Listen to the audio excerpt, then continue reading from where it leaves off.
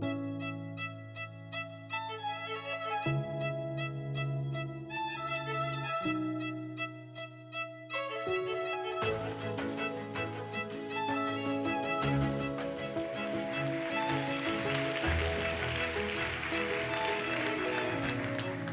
everyone. Do you like the conference so far? Yes? It's great, isn't it? What's wrong with those questions? Any researchers here in the crowd? There? Too narrow. Leading. Yes. They are leading, and I knew you were going to say yes. And that's how I could make products work as well, right? I could go to the users and I could ask them, do you like it? And they would say yes. There is this book by Erica Hall. It's called Just Enough Research. If you get your hands on it, please have a read. And she talks specifically around why we should not be asking customers around what they want. Because what do you think they really want? They want to be liked. All of us, as social beings, that's something that we all want. We want to be liked. Therefore, that's a question that we always, as researchers, veer away. Because in a context of research, or even now when I asked you, do you like the conference?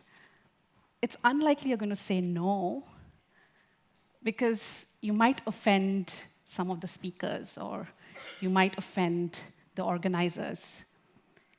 And that runs the risk of making you look bad, and no one wants that. Yeah? So I know we say that we can ask any questions. There's no such thing as a dumb question or a stupid question. But in the field of research, there is. Yeah, there is. So you have to get away from that. All right, before we get into more interesting insights, I'll just put that frame now. Just a quick introduction. My name is Prakriti. I'm part of the user experience and design team at DBS Bank here in Singapore. Within the design team, we have a research and insights team, and that's our lean and mean machine. My colleague Narot is here somewhere. OK, you could.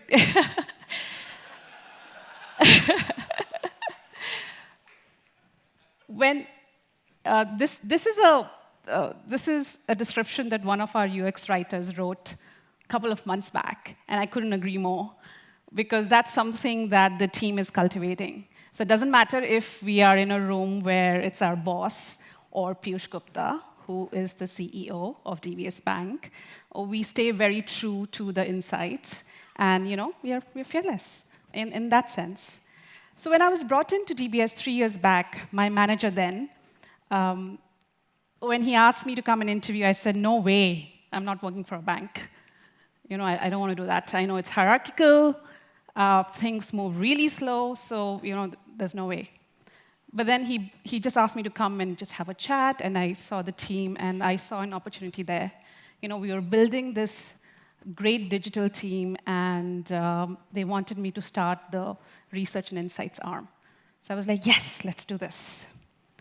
Back then, when I joined 3 years back, the way it worked is business would have requirements. Then that would be passed on to the designers, who would work on the wireframes or the concept, the design. And then they would ask me, could you take this out and test it with customers? I said, sure, we can do that. So we went and we would do usability tests, and then we'll just figure out what's wrong with the flow. Are they able to do what they're there to do? And then we would enhance something. Soon enough, I started to realize that we can't keep doing just that. And there was also this perception that was starting to build that UX research is usability testing. Yeah, that's how people perceived it to be. So we had to break that myth quickly. So this is my favorite example to explain the difference. Back in the days in Columbia University, they did this experiment, and like in very many behavioral experiments, there's a mouse, there's cheese, the mouse has to go get the cheese, but in this experiment, there is the shock grid. So what the experimenters would do is every time the mouse is trying to go and get the cheese, they would keep increasing the shock. I know what you're thinking, cruel. But there is a takeaway at the end of this, I promise. So they would keep increasing the shock. So after some time, the mouse was like, you know what? No, too much shock. I don't want that piece of cheese. It's OK. So then what the experimenters did is they increased the size of the cheese. And when they did that, the mouse was like, OK, I know it's a lot of shock, but I'm willing to take it. Yeah, because the size of the cheese. So fundamentally, that's really the difference between usability and user experience. Usability is all about reducing the shock. So once the customers are in, they know about your product, they are there on your website or the app, we're just trying to make sure that it's easy to use. Yeah, we are reducing the shock. With as much less friction, they can get their stuff done. But how do they even come to know that your product even exists? What's that cheese? What is it? And that's where the experience research, or when we do generative research, the discovery planet, that's where the insights, they really help us to figure out what that cheese is. So whenever I am interacting with the product folks in DBS Bank, we're always thinking, what's the cheese? What's the cheese? What's something for which customers are ready to take even the shock? Yeah. When Martin asked me to come and speak today, as in the form of true researcher, I did some background search. And I looked, I sort of looked through all the past Mind the Product conferences, some amazing talks. And I stumbled upon this article, which talks about, I think there was a survey done, and then there were around 62% of product managers said that their foremost challenge is being able to conduct proper research to validate whether the market truly needs what they are building. Now, this was done in 2017, but I think quite relevant today as well. Don't you think so? I think we're still trying to figure out, is this the right thing that we are building? This is, of course, a very difficult question, right? And each one of us in this room, we all want to create the next best differentiated experience. And of course, research is very critical. I would say that because it's my job. But that aside, I think research alone can't help to answer this question. Would you agree? Or let me rephrase. Research not done right won't be able to answer this question. Yeah, so today, basically, I'm going to talk about some of my experiences, some learnings that I have in the past 10 years of my research life, and in the form of four things that we should watch out for when we're doing research, so that we make sure that what we're building is actually something people are going to use. All right, I know we've heard this many, many times, but as a researcher, that is something that we question all the time. Are we solving the right problem? Are we getting to the root cause? I'm going to talk about a study that we did a couple of years back. This is before I was with DBS. Ministry of Manpower here in Singapore, they came to us and they wanted to, they engaged us to talk to the foreign workers here in Singapore. These are people from India, Bangladesh, and other countries, and they wanted to better engage them. And then when we asked them why, they said, they are not, we think the problem is that they're not really following the rules. Maybe they don't know about it properly, and we want maybe an app that could, teach them about the rules. So we put our investigator hat on, we went in there to the field, and we conducted few interviews in the beginning just to get a feel of, how their life is like. And we couldn't get much out of it. It was like a brick wall. There's not much we were able to hear. So then we decided, we need a better insight into their life. So we did these culture probes where we gave them a packet with a camera, with stuff that they could write on about their everyday life, and we let them have that for about 10 days. And then all of these photos and things they wrote in their diary, it all came back. And of all the many different insights that we got, one thing that we found is that the way some of these foreign workers from, let's say, from India, they're coming here is there is an agent there who is painting this very pretty picture of what the work will look like when they come to Singapore. And most of the times, it's not the right picture. But they anyways, they have trust, they come in, but they're very anxious, and when they reach here, they don't get much help. And then the journey begins in terms of, they're working, they have all of these orders, and so on and so forth. So what we figured is, the real problem is not that they don't know the laws or the rules.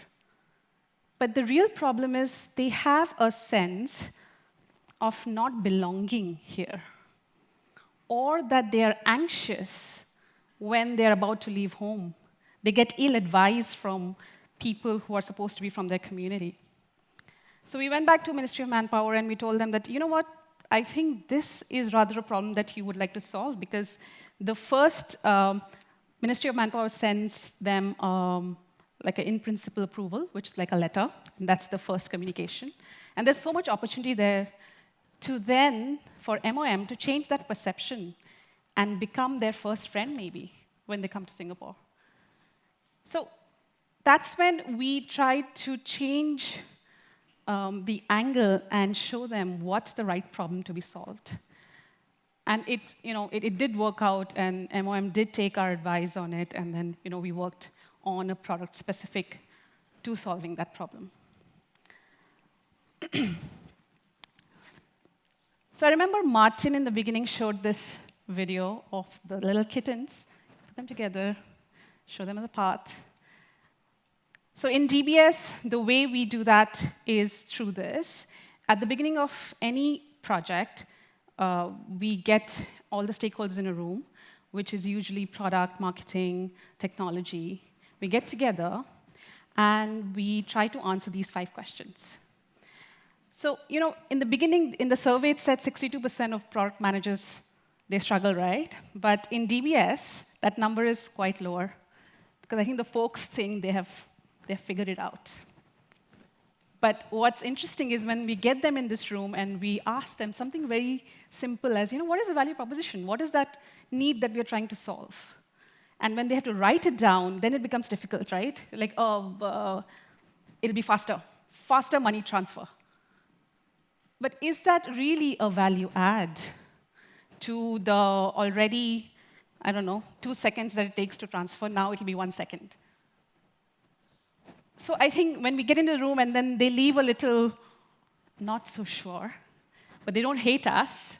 It's nice that we challenge, and then we try. And we visit this, of course, at the beginning of the project. We don't know the answers to all these questions. But it gets everybody aligned. We get together, and we are working towards then at least the right problem to solve. All right, so that's the first one, about the right problem. This is my favorite one. Are we using the right method? Now, with everything going agile, we do also have agile setups, squads, who are given the task to come up with this great idea in 3 months, and they're not allowed to fail.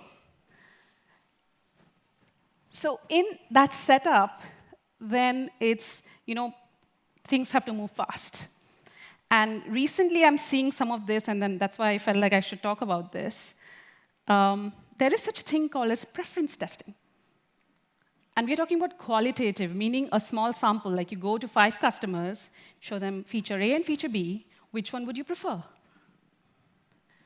Now, there's a risk we are running there, because those 3 people who say that, yes, I like it, and I'm going to use it, is that good enough to release a feature? So this goes back to the question, like, we can't ask, do you like this or this, in such a small sample size, and then make your decision based on that. I think that's incorrect.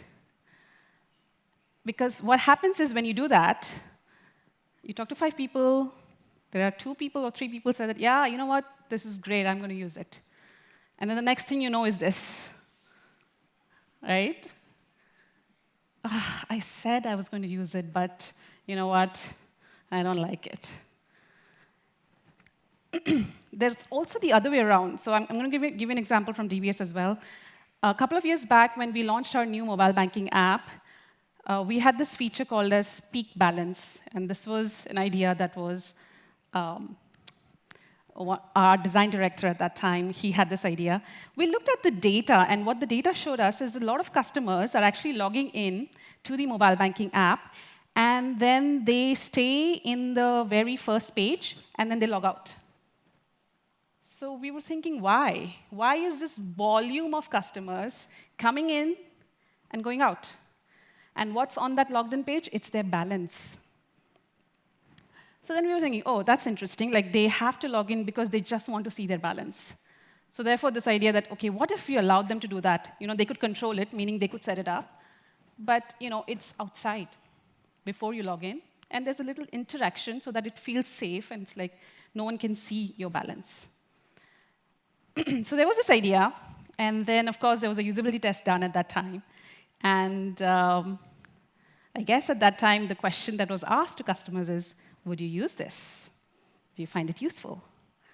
And then, of course, a lot of people there said, you know what, I don't think I'm going to use it. And I'm one of them, too. Like, I'm not using it right now because it's not useful to me. But anyways, the decision was made that, you know what, let's try it out and see. If not, we'll just take it out. And this is our most popular feature right now. We have 4.8 million peaks every month. So the point I'm trying to make is sometimes we don't know unless we try it. And a qualitative piece of research can't help you make that decision. You need to put it out there, maybe do an A/B test, have enough sample, and then you can prove it. So I think one of the learnings for me is that not to treat that one qualitative piece of research in silo, but combine that, pair it with data, with the product roadmap, so that the insight then can be more valuable. Yeah? OK, and the third one is around getting the right insight. So today in the morning, John Mira spoke about this planet discovery. And I loved it because I can just dwell there. I can just be there, trying to figure out this brilliant insight. But the point is, once I started working for DBS, I quickly realized that I can't be dwelling there because the planet development and all the other planets have moved away. And then there is no relationship. I can't be taking so much time doing research because it will never go in the roadmap. So there's a fine balance between getting the right insight and not just dwell in the surface, but sort of scratching the surface and going inside.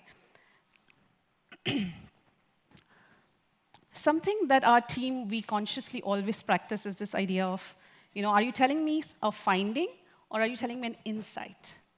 Sometimes people use that interchangeably, but they're not the same thing. A good piece of research would give you an insight that will immediately tell you what action you need to take, or what is that opportunity. Yeah, you look at it and you know it. So let me give you a quick example. So Weight Watchers back in US did a lot of ethnography kind of studies. And one of the things that they were seeing is that people don't stick to their diet, and then they tend to drop off. That's a finding. Yeah? Just telling you, matter of the fact, that people are most likely to drop a diet within a month. But this, then, when they did a little bit more synthesizing of their data, what they found is the reason why that is true is because they dread diets, and because of the fear of failure, and therefore the humiliations to themselves and also to others. Now, that's a great insight, because I can immediately think of many different opportunities there, how we can address this, so that they are not feeling fearful. And that actually led to a lot of successful, they had the whole idea of counting points, and it's OK if you missed, you can cheat, they sort of created their own AA meeting, in the sense. We've recently also been doing a lot of research across countries. And DBS, a couple of years back, released this mobile-only banking in India and Indonesia. It's branchless. You can open a bank account on your phone. So we've been going back to India and Indonesia to interview customers to see how we are doing and what's the next best thing, yeah? Like, what's the cheese now after we have achieved this? Now, some things that I saw is that there are a lot of similarities when it comes to financial planning needs between countries. So it doesn't matter if it's Singapore, India, or Indonesia. Depending on your persona, like I might be the one who is a super planner, thinks of the goals ahead of time, makes plan for it, puts money aside for it. Or you could be someone like an avoider who just do not want to, I just don't want to think about the future. So you find those personas in all countries. So let's say if tomorrow I have to build an app around financial planning tools, I think it's OK to go persona-based and not country-based. That's how, let's say, Facebook, Airbnb, Uber, they don't have different apps for different countries. They have the same app. Because certain needs are universal. Yeah? So it's OK to then design for countries in a way that it's consistent because similar needs. And what we also found is that based on your debt cycle, like how much mortgage do you have, your financial knowledge, or your financial management skill, being proactive or not doing anything about it, this was true across countries. Yeah? These needs were quite similar. But, so where is that insight then, right? How do we create something that's more relevant to an Indian customer? So I was talking to this particular customer, and he had recently moved from a small village to Mumbai, which is a big city in India. And he was telling me that, I moved here, I'm trying to make some money, and back home I have my mom, who is not very literate, does not have a bank account, but has a smartphone. And suddenly my ears were like, OK, tell me more. And then he told me about the challenges that he has. He wants to do something for her, have a trust fund for her, but she doesn't have a bank account and all of that. So then suddenly there are a lot of opportunities. That's a great insight for us, right? What can we do? What can we do to empower these people who are living in the rural areas? They are not very literate, but they have a smartphone. What can we do there? So that was a great insight that we came back. So what I realized is that, yes, when we're doing research across countries, the true insights, they are like hiding beneath this cultural nuances and the kind of relationship people have with their family, with the city where they're living. So I think you need to get deeper into that to see if there's something. Is there a cheese there that I can find? So when we're doing cross-country research, yeah, these are things that we need to delve deep into, but not so much design. I mean, that's getting quite universal. All right, and then to end, something that also is very important is that if the research is done at the right time. So I was mentioning earlier that in DBS Bank, when I entered, it was done almost towards the end. So the ship is almost about to be sailed.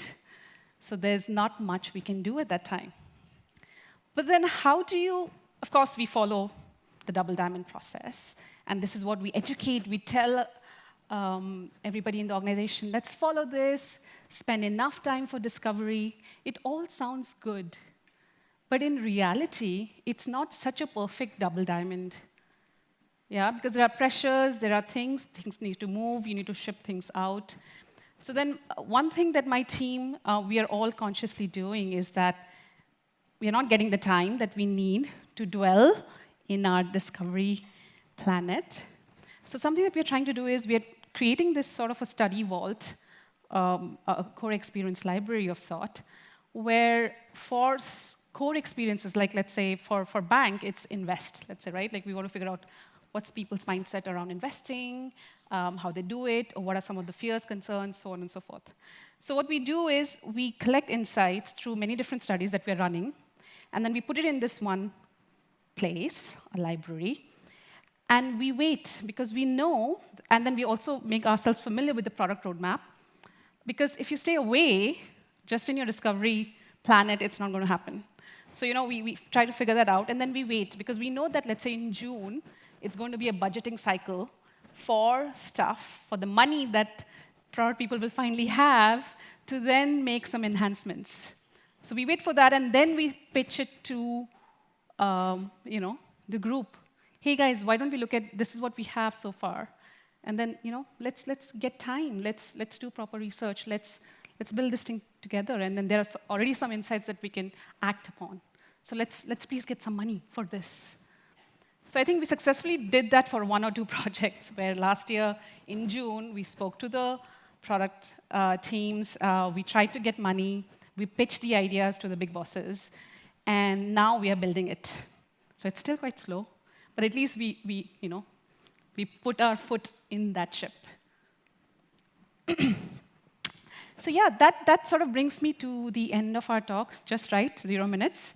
So we started off with this statement that, what is that cheese, or whether the market is, are we truly building something that the market needs?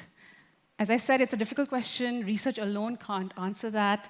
But I do believe if we try to practice some of these things, we can get closer. Yeah? All right, thank you so much. It was great. It's an honor being here. Thank you so much.